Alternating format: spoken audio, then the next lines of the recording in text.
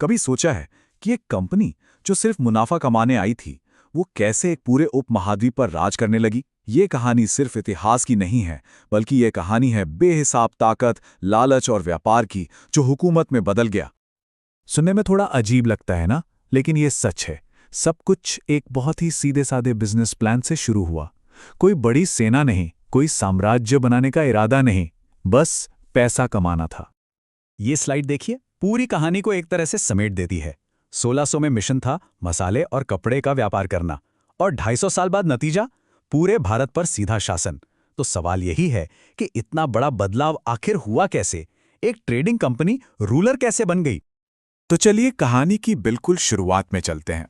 हर बड़ी कहानी की तरह ये भी एक कागज के टुकड़े से शुरू हुई, एक शाही फरमान से। तारीख थी 31 दिसंबर 1600। ईस्ट इंडिया कंपनी का जन्म हुआ। इंग्लैंड की रानी एलिजाबेथ प्रथम ने इसे एक रॉयल चार्टर दिया। इसका मतलब ये था कि पूरब के साथ व्यापार करने का लाइसेंस सिर्फ और सिर्फ इसी कंपनी के पास था। मकसद एकदम साफ था, पैसा कमाना, और कोई एजेंडा नहीं।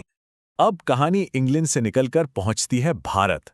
यहां पर कंपनी ने बहुत ही धीरे धीरे और सावधानी से अपने कदम आगे बढ़ाए। भारत में पैर जमाना कोई बच्चों का खेल नहीं था। देखिए, 1608 में पहला जहाज तो सूरत आ गया, लेकिन व्यापार करने की रस्मी इजाजत मिलने में ही 4 साल लग गए, पर कंपनी लगी रही। 1615 में थॉमस रो ने बादशाह जहांगीर से मिलकर कुछ और अधिकार भी हासिल कर लिए। तो ये एक बहुत धीमी शुरुआत थी। लेकिन फिर आया कहानी में एक ऐसा मोड़, एक ऐसा शाही फरमान जिसने जिसने सच में खेल के सारे नियम ही बदल दिए। और वो साल था 1717। ये वो तारीख है जिसे ईस्ट इंडिया कंपनी के इतिहास का टर्निंग पॉइंट कहा जा सकता है।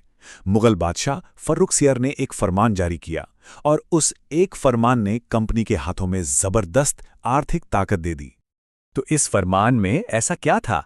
देखिए, 3 बड़ी बातें थी। पहली, बंगाल में टैक्स फ्री व्यापार की इजाजत। दूसरी, उनके सामान को लाने ले जाने पर कोई टैक्स नहीं लगेगा। और तीसरी, अपनी फैक्ट्रियां बनाने का हक। अब जरा सोचिए, जब बाजार में बाकी सब लोग टैक्स दे रहे हों और आपको ना देना पड़े, तो आपको कितना बड़ा फायदा होगा। ये एक तरफा बढ़त थी। और इसी आर्थिक बढ़त के साथ कंपनी का असर तेजी से बढ़ने लगा। और देखिए, जहां ताकत और पैसा बढ़ता है, वहां टकराव होना तो लाजमी है।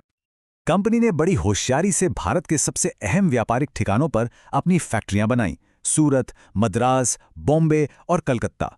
लेकिन ये सिर्फ सामान रखने के गोदाम नहीं थे। नहीं, ये तो एक तरह से छोटे छोटे किले थे, जो भारत में कंपनी की बढ़ती ताकत का सबूत थे। अब जाहिर सी बात है, कंपनी का फायदा सीधे सीधे वहां के स्थानीय व्यापारियों का नुकसान बन रहा था। जब एक को टैक्स में इतनी छूट मिलेगी, तो दूसरे का कारोबार तो ठप होगा ही। इसी वजह से बंगाल के नवाबों और कंपनी के बीच तनाव अपनी हद पार करने लगा। और ये तनाव आखिरकार एक जंग में बदल गया। साल था 1757। ये वो साल था जिसने भारतीय इतिहास की दिशा ही मोड़ दी। 1757 में हुई प्लासी की लड़ाई। इस लड़ाई के बाद कंपनी ने बंगाल पर पूरा नियंत्रण कर लिया। और ये वो पल था जब एक व्यापारिक कंपनी ने पहली बार एक भारतीय जमीन पर सीधे सीधे हुकूमत करनी शुरू की। व्यापार अब शासन बन चुका था। बंगाल पर कब्जा तो बस एक शुरुआत थी। कंपनी का लालच और उसकी ताकत दोनों ही रुकने वाले नहीं थे। अपनी ताकत को और मजबूत करने के लिए कंपनी ने फूट डालो और राज करो की नीति अपनाई। वो एक राजा को दूसरे के खिलाफ भड़काते, उनकी आपसी दुश्मनी का फायदा उठाते और फिर विजेता बनकर उस पूरे इलाके पर अपना नियंत्रण कर लेते। तो इस पूरी 250 साल की कहानी को अगर हम देखें, तो ये 4 पड़ाव सबसे अहम हैं। 1600 में व्यापार का लाइसेंस मिला, 1717 में वो परमिट आया जिसने उन्हें बेहिसाब अमीर बनाया, 1757 में सैन्य जीत ने उन्हें शासक बना दिया, और आखिर में 1857 जब इस कहानी का आखिरी पन्ना लिखा गया। 1857 के विद्रोह ने ब्रिटिश हुकूमत को हिलाकर रख दिया। उन्हें ये एहसास हो गया कि एक प्राइवेट कंपनी के हाथ में एक पूरे देश की कमान देना कितना खतरनाक हो सकता है। कंपनी बहुत ज्यादा ताकतवर हो चुकी थी। इसलिए ईस्ट इंडिया कंपनी को खत्म कर दिया गया और भारत का कंट्रोल सीधे ब्रिटिश क्राउन यानी ब्रिटिश सरकार ने अपने हाथों में ले लिया। ईस्ट इंडिया कंपनी की कहानी तो खत्म हो गई, लेकिन वो अपने पीछे एक बहुत बड़ा सवाल छोड़ गई।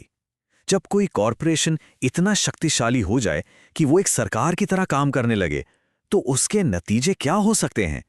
ये एक ऐसा सवाल है जो आज भी उतना ही मायने रखता है जितना सदियों पहले रखता था।